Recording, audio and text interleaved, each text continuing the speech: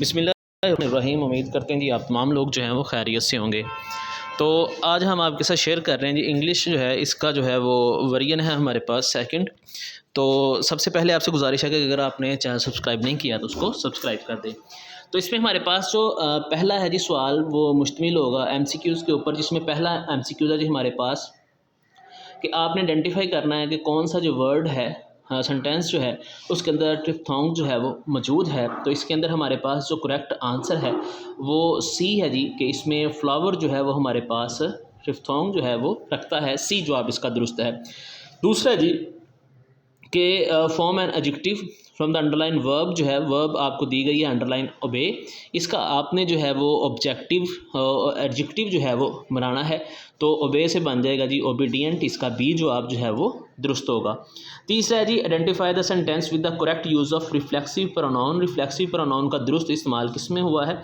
तो हमारे पास जो है जी रिफ्लेक्सिव प्रोनाउन जो है वो बी वाला जो है वो दुरुस्त है।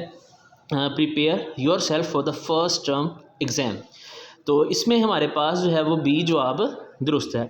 चौथा MCQ है जी हमारे पास identify the sentence with use of uncountable noun. Uncountable noun वो होता है जी जिसको आप शुमार नहीं कर सकते। तो इसका हमारे पास जो है वो ए जवाब जो है वो दुरुस्त है, जिसमें फ्यूल वर्ड इस्तेमाल हुआ है। The price of the fuel keeps going up, तो फ्यूल जो है उसकी हम काउंटिंग नहीं कर सकते, उसको गिना नहीं जा सकता। पांचवा MCQ है जी, आपने फिगर स्पीच बताना है जी used in the your sentence. कौन सी फिगर स्पीच जो है वो इस सेंटेंस के अंदर इस्तेमाल हुई है? Your phone is millions years old, आपका मोबाइल जो है वो मिलियंस ईयर्स जो है वो पुराना है। तो इसका हमारे पास जो है वो हाइपर बोल जो है वो इसका इसमें जो है वो वर्ड इस्तेमाल हुआ है, फिगर स्पीच इस्तेमाल हुई है। उसमें हमारे पास है जी छठा MCQ, जिसमें है जी what is the meaning of the giving proverb. जो आपको प्रोवर्ब दिया गया है इसका मतलब क्या है, यानी कि जो आपको मिसाल नीचे दी गई है उसका क्या मतलब है मुहावरे का? Blood is thicker than water, खून जो है वो पानी से भी पतला हो चुका है। तो इसका हमारे पास ए जो आप दुरुस्त है जी। Your family is more important than your other relationship, कि आपका ख़ानदान जो है वो ज़्यादा ज़रूरी है दूसरे रिश्तों से। साथ में जी हमारे पास द पोइम, आगे उन्होंने खाली जगह दी है। The bell before the period finished, sorry the peon है जी, पोइम नहीं है। The peon dash the bell before the period finished, तो इसमें हमारे पास जो है वो है रंग आएगा। तो इसका ए जवाब जो है वो दुरुस्त होगा। आठवां what is the meaning of trouble. Trouble जो है उसका आपने मतलब बताना है, तो वो हमारे पास आएगा जी बोदर।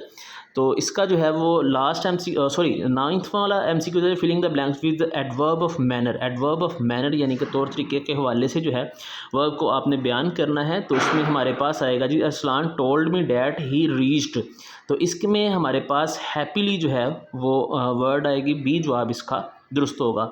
10वां जी what is rural of daisy, तो इसका आपने जमा बताना है। तो इसका 10वें का हमारे पास डेज़ीज़ जो है वो 10th का डी जो है वो जवाब दुरुस्त है। सब्जेक्टिव पार्ट इसका देखते हैं जी। सब्जेक्टिव पार्ट इसका इंतहाई आसान है, जिसमें अगर आप देखें तो आपके पास जो सवाल नंबर 11 है, सवाल नंबर 12 है और सवाल नंबर 13 है।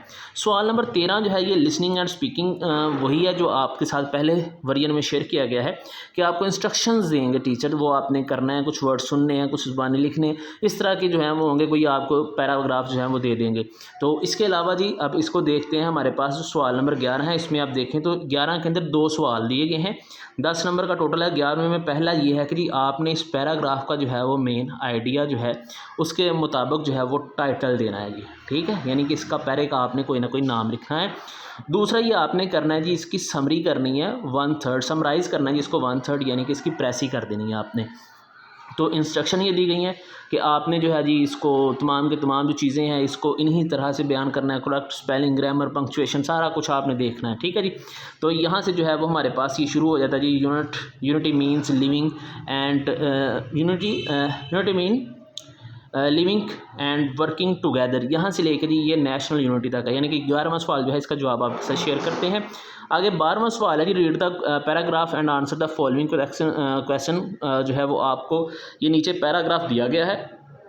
यहाँ से विली लाइफ इज़ वेरी सिंपल, यहाँ से लेकर ये यहाँ तक आ रहा है जी लाइक रेजिडेंस एंड लिवलीहुड। और इसके बाद यहाँ पे आपको सवाल दिए गए हैं बाद में जैसे कि ये पहला सवाल है, name the 3 crops mention in the paragraph. तो इस पैराग्राफ के अंदर जो 3 फसलों के नाम दिए गए हैं वो आप लिख दें। दूसरा सवाल है कि इसी में से जवाब आपने ढूंढना है, ठीक है, पैराग्राफ में से भी। और जो ऊपर वाला है इसको आपने इसी में से जो है वो समराइज़ करना है, बाद में आपने इसी में से जो है वो इसके जवाब ढूंढने हैं। अब इनके जो है वो जवाबात आपके साथ शेयर करते हैं।